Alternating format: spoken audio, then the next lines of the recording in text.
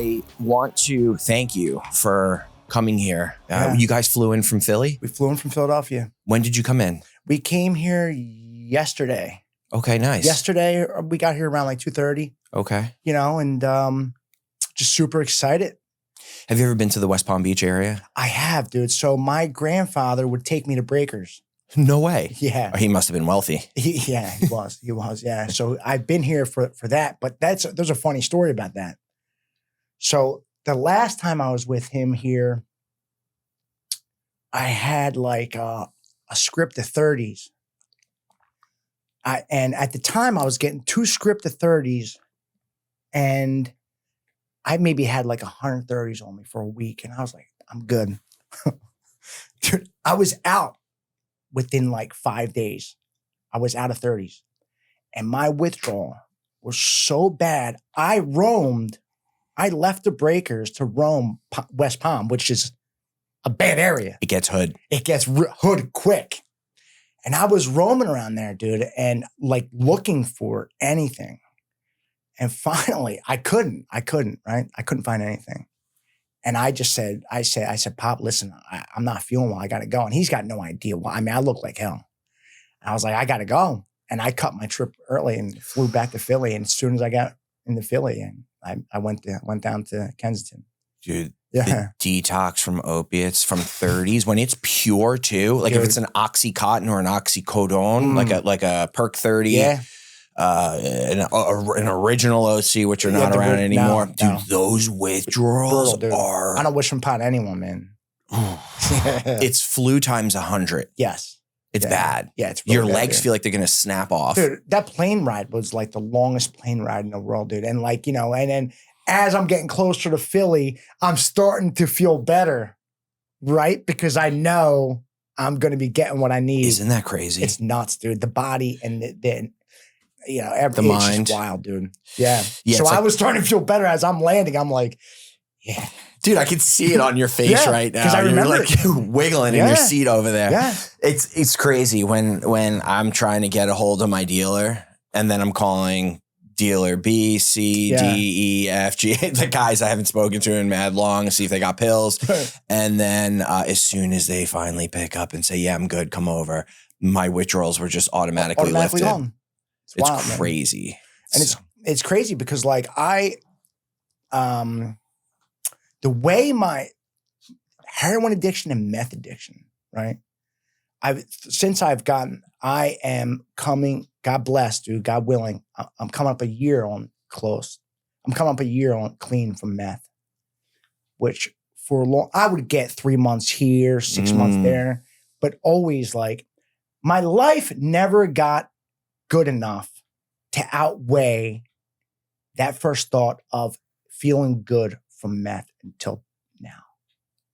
There's no way. I know God, I know for a fact I'm done. My life today is more full and has more meaning than it ever has. Right? I know. And God gave me another gift. He gave me another chance at life. I'm going to be 48. Like I know, like my time is ticking if I continue down that road. Not to mention I got a 15-year-old. Should we start? Are we starting? Oh, we are. Oh, this is live, brother. Okay. I didn't realize. Keep ripping. I didn't realize that. So, you know, my son is 15. He'll be 15. And like I said, I'm really good friends with his mother. And we would have conversations. And it was coming to the point where like, I would be in his life. I'd be out of his life. I'd be in his life. And I'd always make these grand plans. And sometimes I still do, right? Because I don't know why. I'm like, let's do this and we'll do that, right? But they would never come to fruition before. Never, right? So his mother was like, soon enough, right? Because today he has the choice to see me. He can either wants to see me. It's not like he has to see me. He's of age now. He's of age where he can choose to see me. And I was having a conversation with his mother and she was like, listen, soon he's just going to choose not to see you anymore, right? Because he's at the age where like, he's sick and tired of you coming in and out.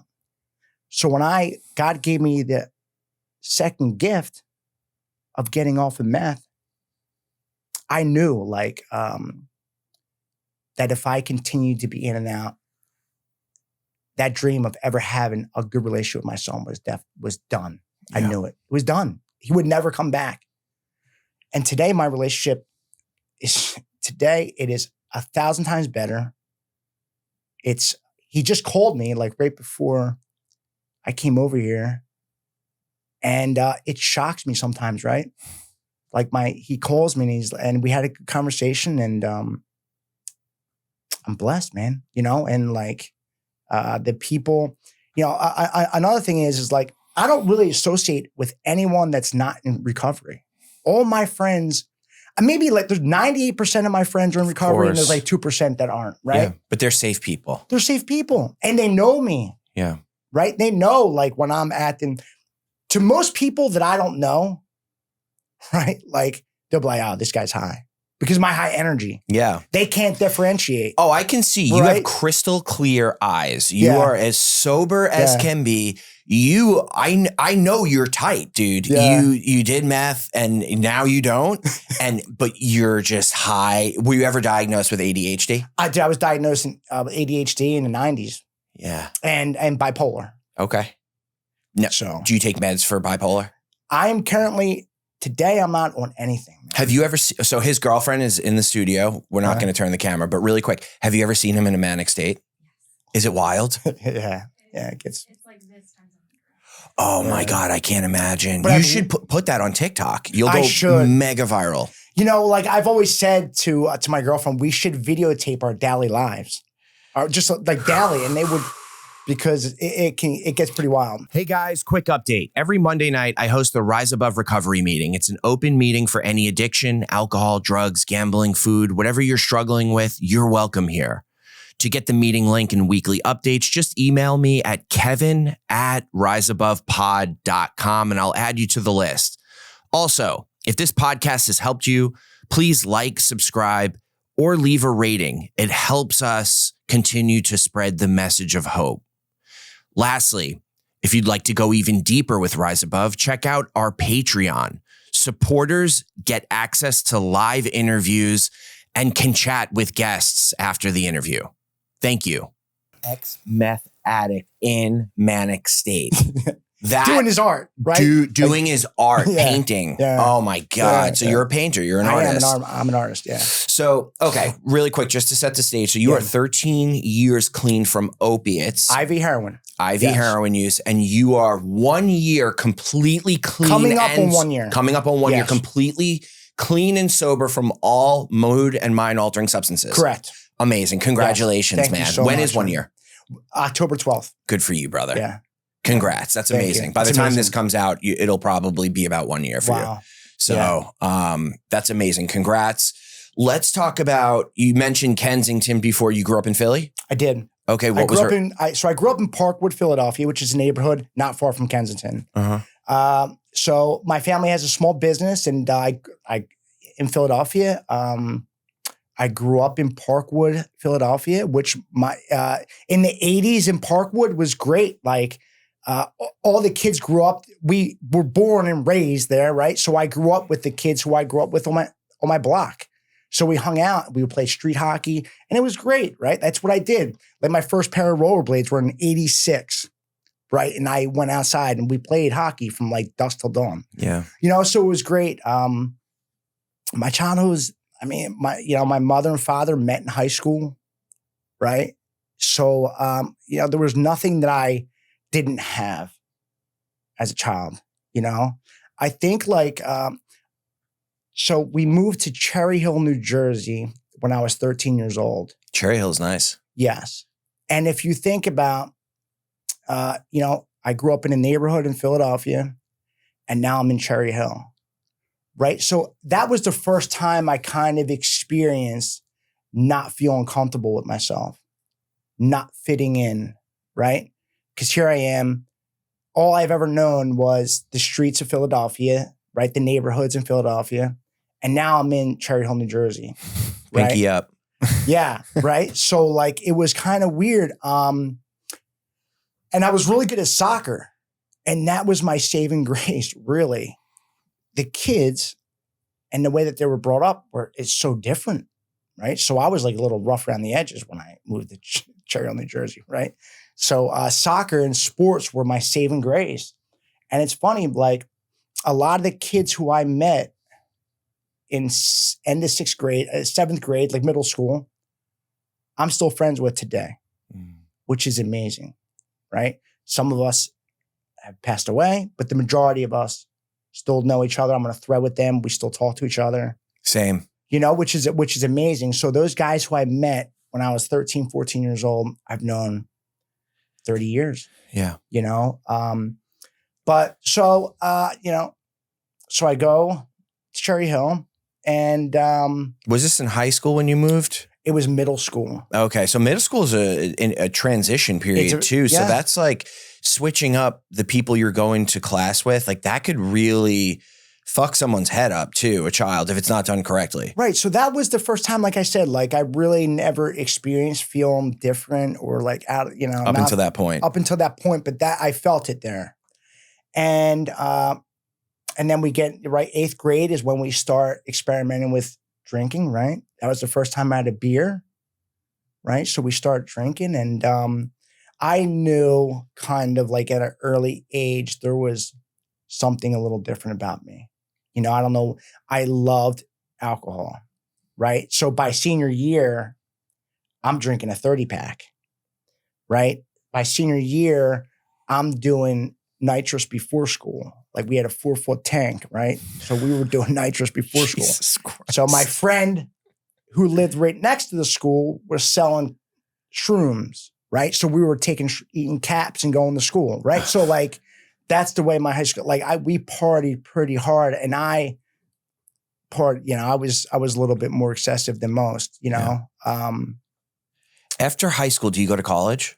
You know what's funny about that? So my high school career was based upon drinking and searching for girls.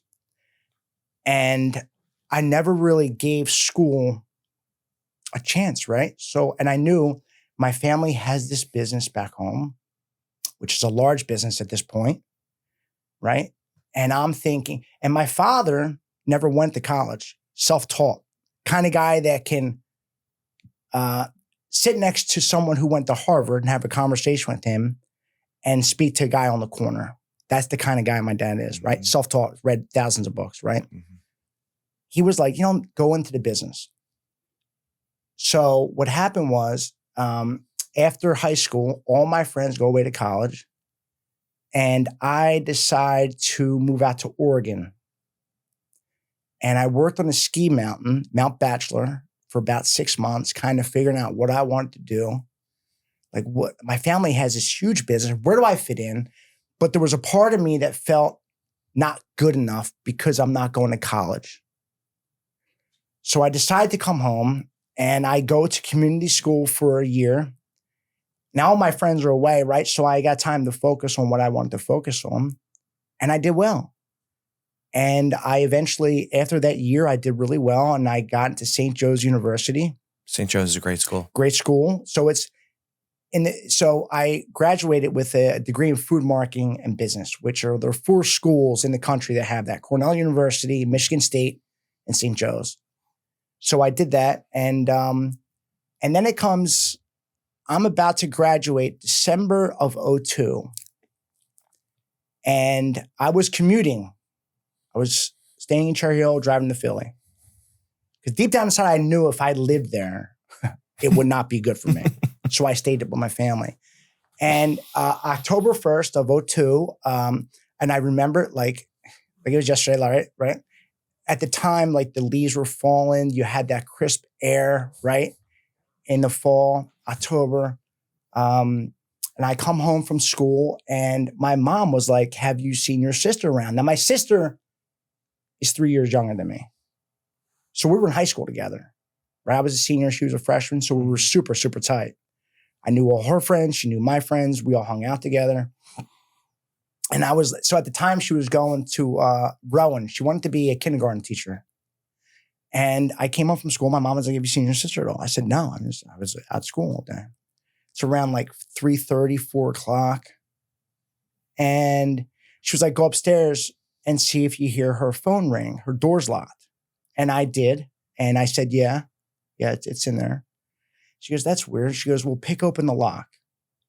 And so I go, I said, all right, I'll pick it open, right? And I pick open the lock, and my sister was hanging from the ceiling fan. Oh my God. And, what little did I know, like the shock of seeing something like that, totally unexpected, by the way, right? Like there was no indication that I knew that something like that I would see something like that.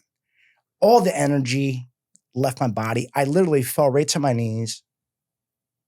And for whatever reason, my father was home and my mother, right? My dad was in one area of the house. My mother was in the main living room. And I remember my first thought was, I cannot let my mom and dad see this.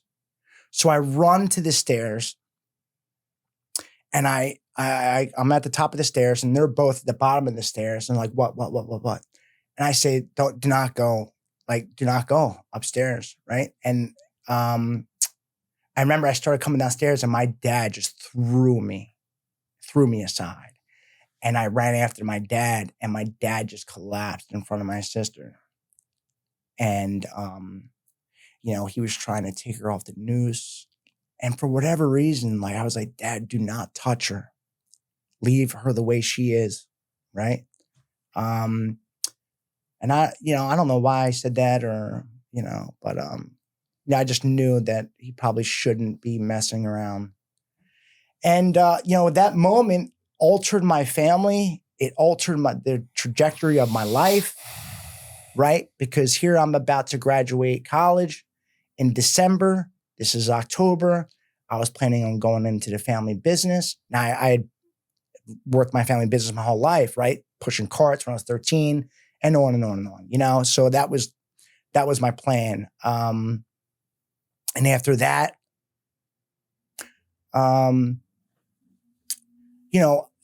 it's kind of crazy. Like I was thinking about before I came here, the grieving process, right? It's a denial, it's anger, it's bargaining, depression, and acceptance. And at the time, I learned about that stuff in high school, right? In psychology. And reflecting upon my life now, it's all accurate. It may not be linear, but every one of those I've experienced, every single one, right? And I'll go into detail about some of that. But so after that, my father didn't go to work for 3 years. My mother, I think she died from a broken heart, right? She ultimately died of sepsis, but due to complications of smoking, but she died from a broken heart, right? So after that, I was still living at home, right? And I remember so I was planning on going to family business, like I said, but I would have these real vivid dreams that my sister was alive. I was living at home, right? Her bedroom was not far from mine.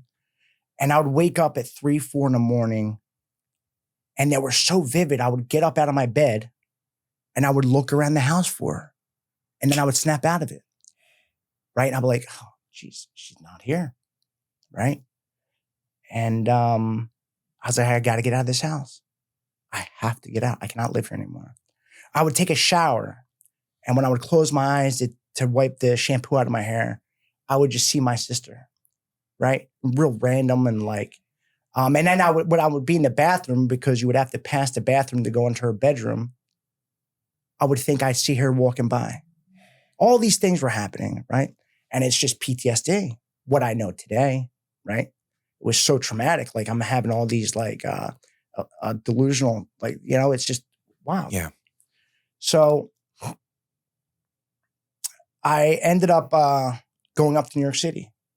I had several friends who were modeling and doing acting up there. And they kept on saying, like, dude, come up to New York, come up to New York. And I did. I went up there, and you know what an experience that was. I was not the healthiest, right? Two of my friends were, you know, one of the top 250 models in the country at the time, right? So you're partying with them. You're going to all these events with them. Yes, dude. What are you, 22, 23, 24-ish? I was 24, 25 now. Okay. 25. So I found her when I was 24. She was 21. And thinking back, like, you know, 24, you think 24, you're right, you're an adult.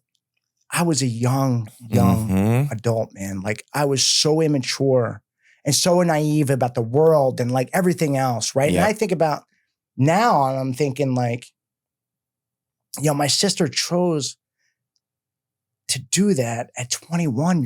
You haven't experienced the world. You haven't experienced anything yet. Yeah. She thought because of this one incident, like she couldn't live, which just like breaks my heart because there's so much I've done. I've been all over the world. I've seen things. I've experienced love. I've experienced so much, and she never experienced it. You know? You know what I think about a lot is like when I would be out in the rain and I would feel the rain drop. And those were the moments I would think about my sister. She's never going to experience the rain hit her body or the snow, right? Like those simple moments that we take for granted that I would always think about my sister and be like, man, she'll never experience that again. You know? Why? Why would you do this? You know, so just to backtrack a little bit on like why she did that, come to find out, was we ended up finding a note in her room, and unbeknownst to us, she had an abortion. And she killed herself the year to the day that she had the abortion. We had no idea. She didn't tell us. And come to find out that her boyfriend through high school, who I knew very well, he knew my family, had got her pregnant. And he was out at college, but he came home and got her pregnant. And him and his father took my sister to a shady abortion doctor in Jersey. And the abortion doctor is now in prison, right? Because he was harvesting fetuses and stuff like that. Dr. Gosnell. Oh my God. Yeah. They made a movie about him. Michael Caine made a movie about him. But so there was a huge lawsuit with that my dad was involved with. And so that's why she did it. And my father, who is, you know, my life, I mean, without my father, like is, without him, I know for a fact I wouldn't be here. Everything that he's done for me, you know. Is your dad still alive today? He is, and he's been battling cancer. There was, you know, a situation with that where he was misdiagnosed. Oh my God. And they said he had a urinary tract infection, and by the time they called it, they was stage 4.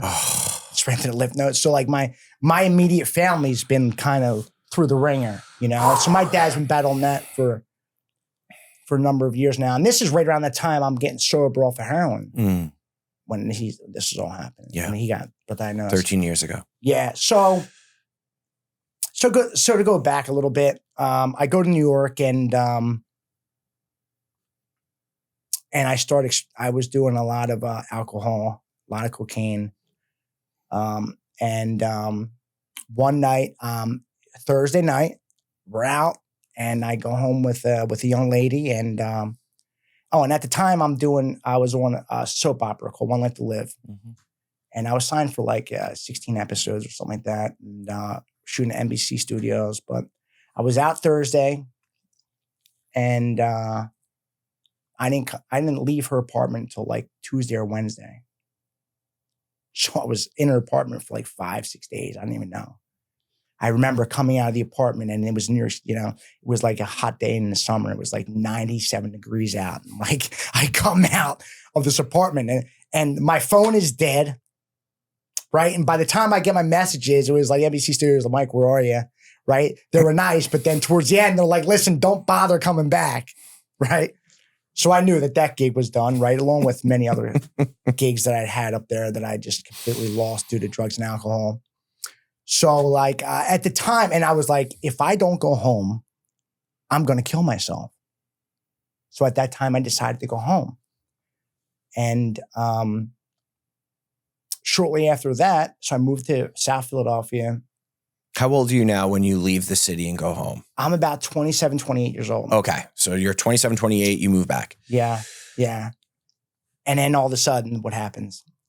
I get this ingrown hair, right, on my eyebrow, and it gets infected. And it's like blows up. And I'm like, what's going on? I get it. It got sepsis or something like that. And they gave me Percocets. And I never had a Percocet in my life. And with them, it was just a perfect solution for what I needed at that time. When I took those, I was like, wow. Where have you been? Why have I not had this before? I don't think of anything, nothing, right? And from there, as you can imagine, my addiction went quick, man. Within like 6 months, I'm eating like, at the time, right?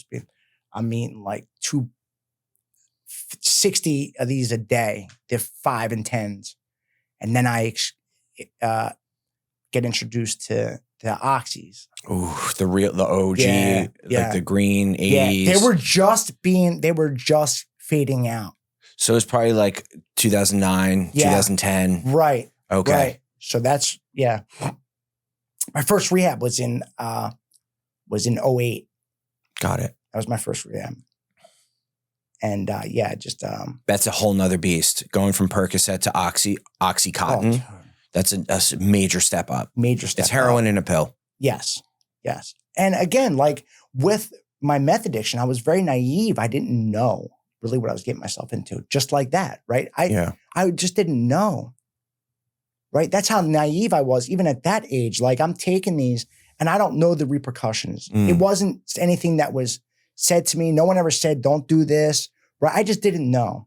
All I knew was a solution to this uncomfortable feeling and this thought of always seeing my sister dead, right? It was the only time I thought about my sister was her hanging. I had no memories of my sister growing up except for that last time I saw her when she was hanging. Yeah. So that erased all of that. Right?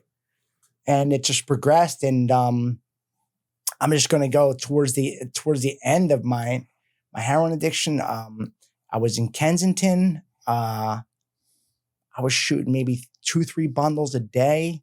Now in that time, I've robbed my family of everything. My sister's jewelry gone. Walking out of my family's houses with flat screen TVs, everything, right? Forging hundreds of thousands of dollars worth of checks. That was my shtick, forge checks. That was my big shtick. Towards the end, 13 rehabs, 14 rehabs, I would use like right after I got out. And towards the end, I got booked for a bunch of thefts and stuff like that. My son's 2.5, right? And I go into my probation office. I just stolen a check from my family. I was going to go, stopped my parents' house, went to my probation. I'm thinking I'm going to go straight from my probation in Philly, straight to Kensington, pick up. Get high. Yeah. And I get booked. And I spent 4.5, close to 5 months in the Philadelphia jail. It was my first time ever experiencing cold turkey withdrawal. And during that time, my mom was starting to get sick. And So I get out. Oh, I lost custody of my son at the time, right? That's when I lost custody of my son. Yeah. And I get out, and my dad, I had a bus token, right, from the Philadelphia jail, and I just went down towards my family store that we have, and I managed to call my dad from the store, and I said, "Dad, can you pick me up?" He's like, "Listen," he's like, "you can come back to the house, but you're not staying here that long. You're just not, right?" So at this time, my mom, about a week of me being home, my mother fell and broke her hip. She had lost her leg, right? She was waiting for a prosthetic leg, but she fell and broke her hip. And so we were going to the hospital. And what happened was they went to do surgery on her. And there's no surgery that can fix a hip. A hip heals on its own. My mom went into surgery and she never woke up. She was on a respirator. So me and my dad were going there every day. And there's a piece of story I really can't get into, but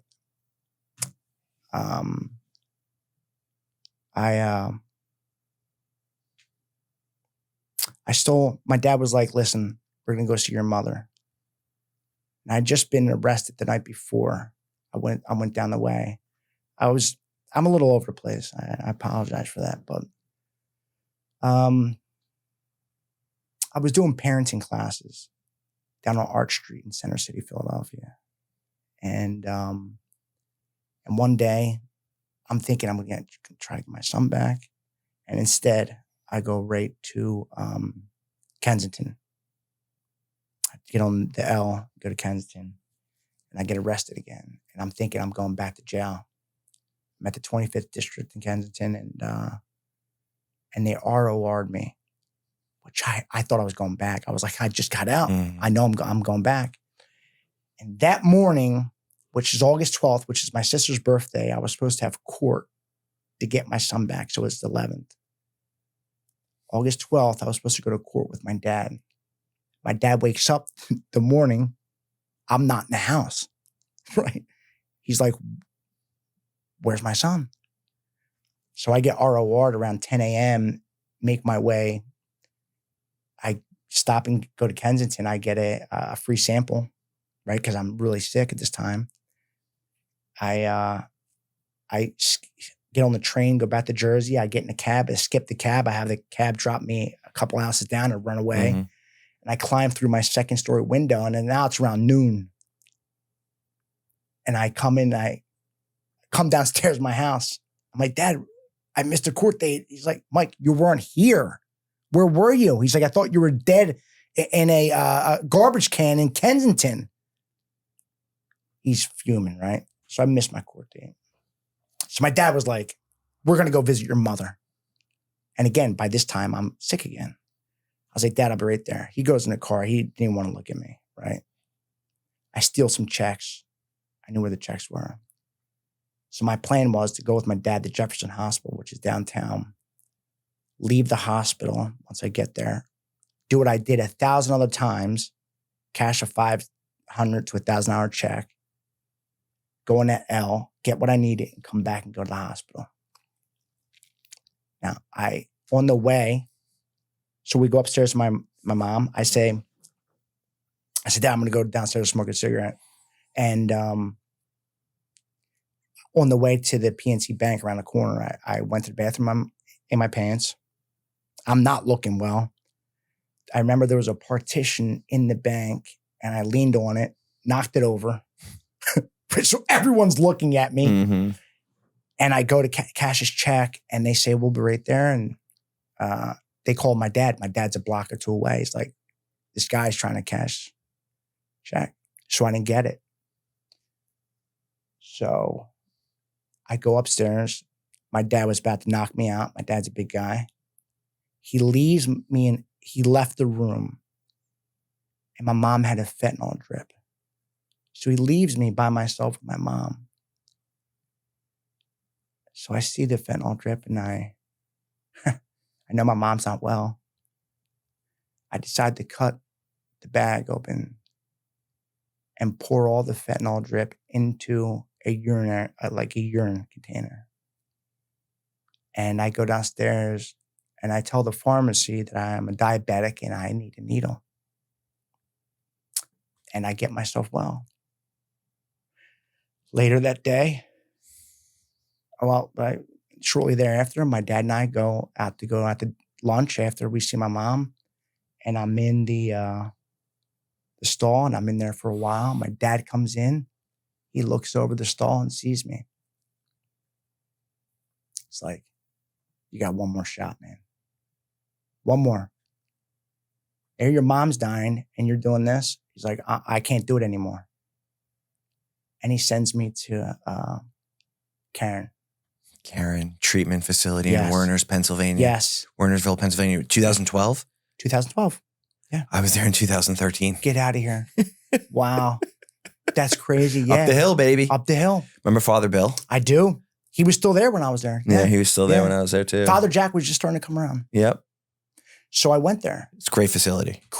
I got to tell you, I've been to every facility, state facility. I've been to, right? I've been to all to the gamut. I've been 20-something rehabs.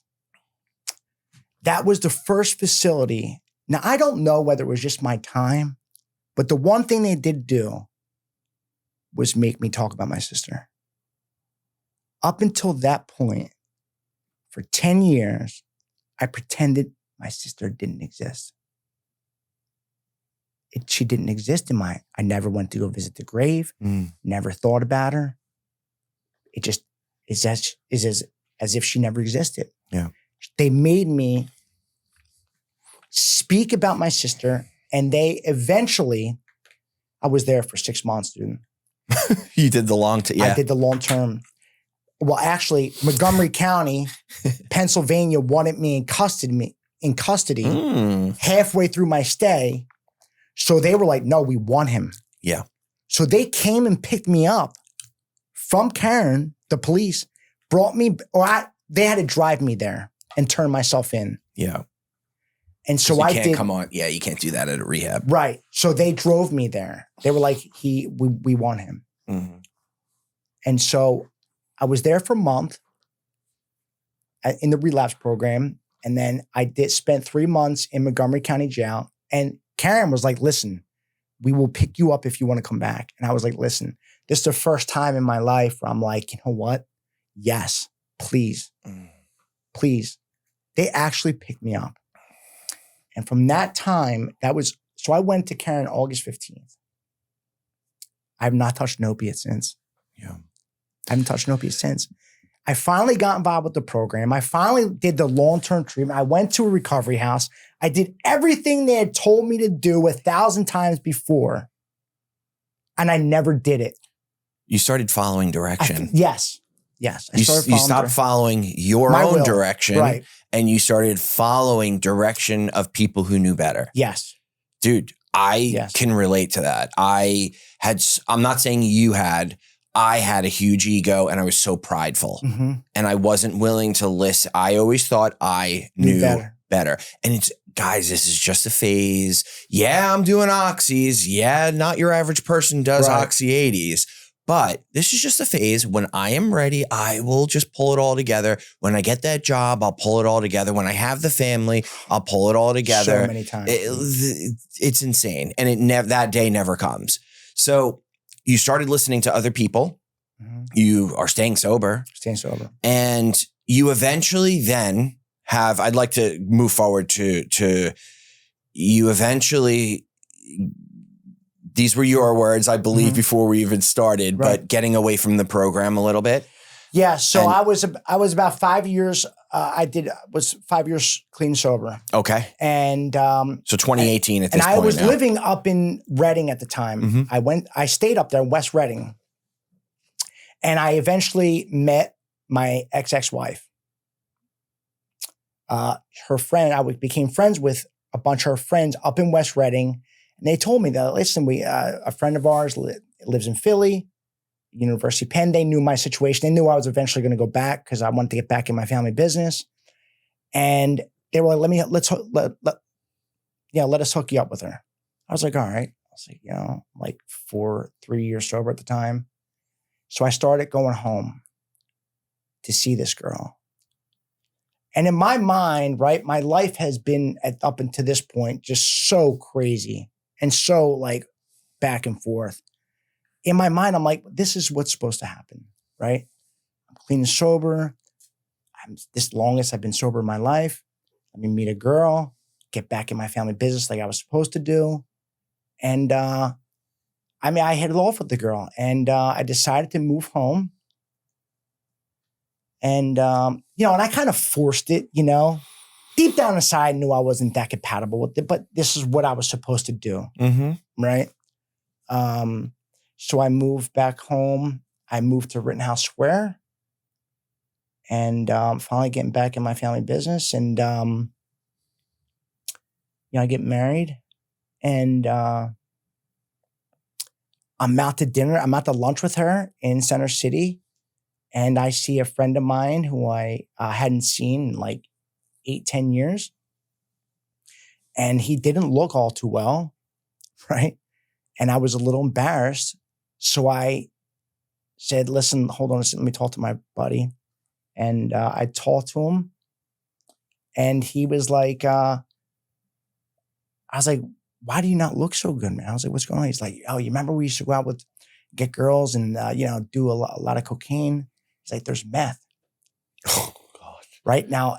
Oh, so before I left Reading, everyone said, get right back into the program. Go to meetings as soon as you get in. Mm-hmm. And I would go to meetings in Center City, and I was like, they're too cliquey.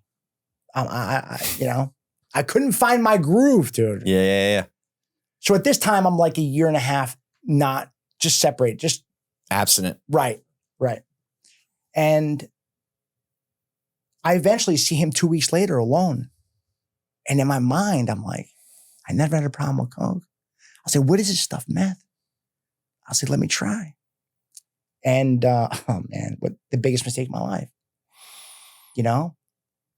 Within weeks, I'm up for days. I'm literally starting to go crazy. Lo and behold, I get divorced.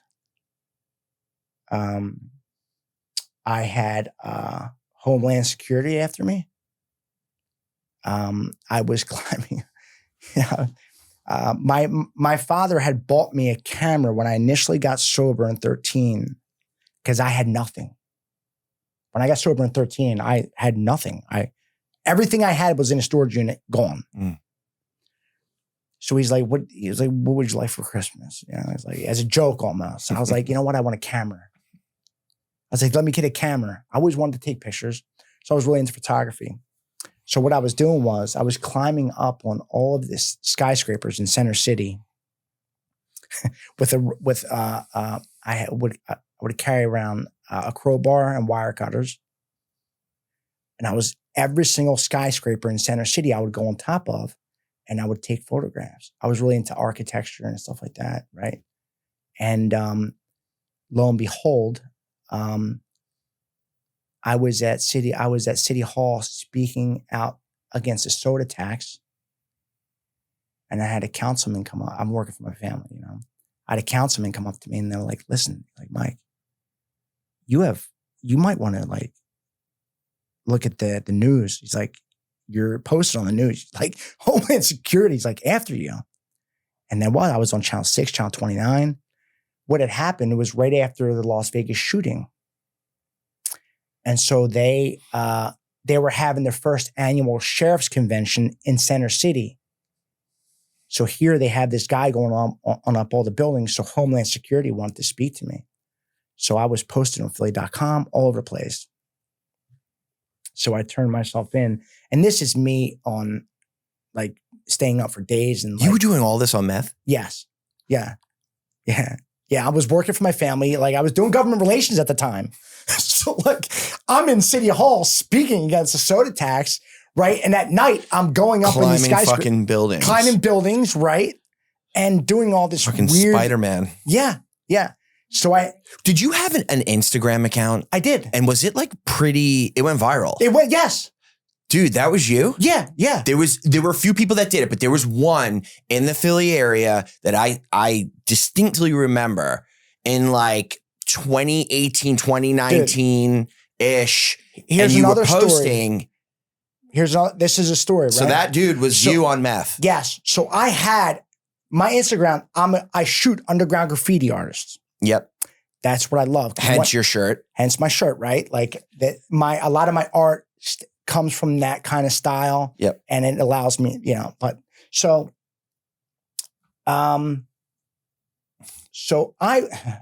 what you might have saw was, I was in the news for that. I have newspaper, but also the riots in Philadelphia when all that happened in 2020. Yeah, 20. So I think I had like 20,000 followers at the time. Since then, it's been hacked and deleted. Someone hacked into it and tried to.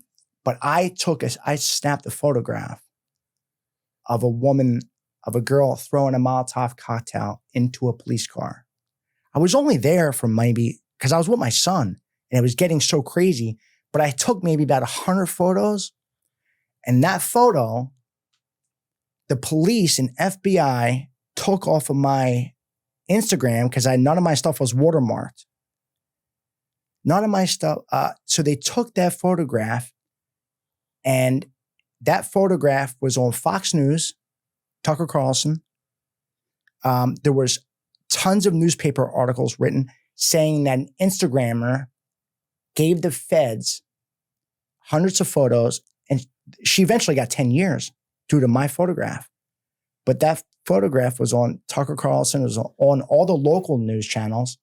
I never got a dime for it, but the article that the Philadelphia Inquirer wrote about it, right, was that I gave the feds tons of my photos to get people arrested, which I never did. They just took it off my Instagram. Mm-hmm. So I had death threats, 4,000 death threats coming in because of that. I had death threats coming in all day, every day, because they say I rat them out. And doing what I do, I shoot underground graffiti artists, which is all legal, right? So my Instagram, I had to shut it down for a good year, but then I put it back up. Nonetheless, it got hacked and deleted at some point. So in terms of you personally, you're in a very dark place, mm-hmm. and you're doing meth, and it just must have spiraled you out of control. It spiraled me out of control, man. Yeah. And there's a lot of behaviors along with meth that are very,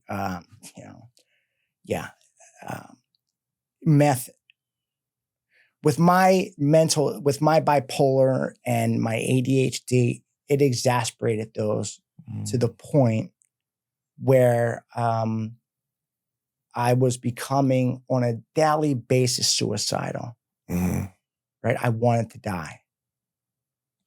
And so much so that I had planned in my head that when I go up to one of these buildings, I'm just going to jump. I can't do it anymore, right? I wrote my son a detailed note, life lessons, things that I wanted him to remember me by, because I didn't want to live anymore. I couldn't do it. Here I was able to, God gave me a gift out of heroin and Kensington and that whole insanity down there, right? Witnessing things I shouldn't have never witnessed down there, right? There's a lot of things I witnessed I shouldn't have. So he gets me out of that, and here I am, right back, fighting another battle, right? And I was at the end of my ropes. I just couldn't do it anymore. I was literally suicidal on a daily basis, right? And the one thing that I was able to do was my art. My art transformed my life, right? It gave me an outlet to put my feelings and my thoughts on a canvas, right? And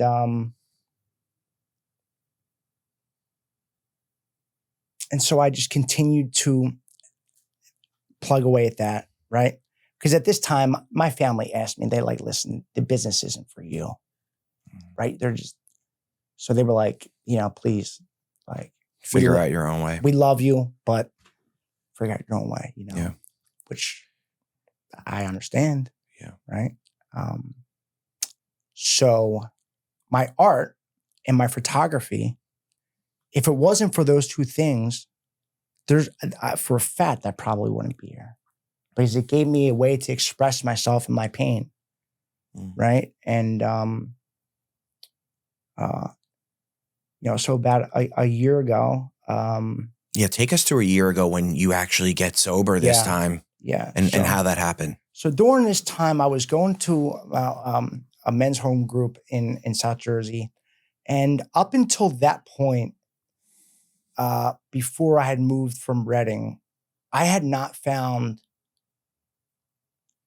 a home group that I felt comfortable in. And at this point, I realized I can't go to mixed meetings, because every time I go to a mixed meeting, my goal is to look for the cutest girl and see what's going on. So I decided to go to all men's meetings. That's great. Yeah. And which is the only meeting I'll ever go to. So I found this home group in South Jersey, and the guys I met in this home group saved my life. They showed me another way. Right. And here I meet Claire. And it's just, and all my friends that stood by me to show me unconditional love, and to know that I'm better than that, like I'm more than just like getting high.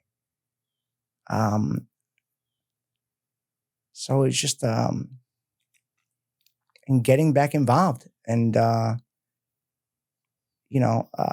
was just at the end. I was just like, I cannot continue to chase my own tail. I just couldn't do it anymore. And,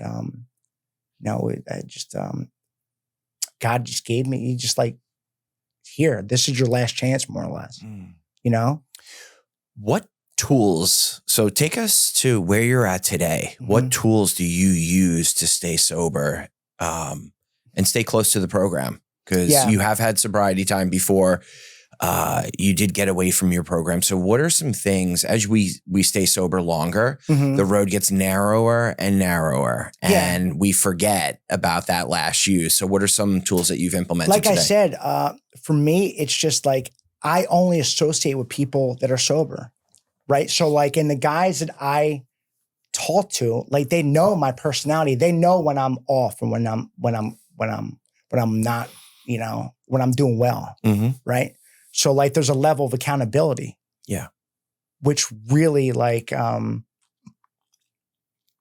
helps me, like brings me back, and there are conversations that I can't have with my family, right? The conversations I have with these guys. So it really just, it's just the relationships and the love. My relationships with people in recovery and with my friends, with my girlfriend, and with my family, right? Like, without all of that as a whole, I wouldn't be here. I just wouldn't, right? Like, there's pieces to each of what I'm saying that help, right? And so like, that's where I'm at right now. Like I just did I had a bunch of the guys in recovery down at my beach house. We spent some time down there. That's amazing. Right? Like those. Am I getting the invite to the beach house? Absolutely, dude. Where is it? It's on the Jersey Shore? Yeah. Oh, yeah. Yeah. Yeah, just send my invite in the mail. I definitely will, I'll be there. So like, those are the type of things I love you, dude. So like, and just like my motto is like love, man. That's great. Love. And, I just want to mention, like, there is we know Kensington, right? Everyone's heard of it, right? There's a group of artists down there, right? Some of which are in recovery.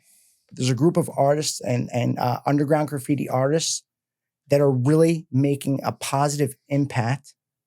And a friend of mine recently created a 501c3, and he is out there almost every day feeding and helping homeless people that are struggling with mental illness and recovery. And I just want to give him a shout out that I'm really proud of what he's doing. What's the name of the Recovery Done Simple, RDS. So it is an underground graffiti crew called RDS, and he used Recovery Done Simple, and it's amazing. I just spoke to him the other day. They're out there almost every day. So if you want to donate, if you want to help out, anyone wants to help out, please go to the Facebook Recovery Done Simple. He's doing an amazing job. That's amazing. And the art community in Philadelphia is amazing, man. Yeah. You know?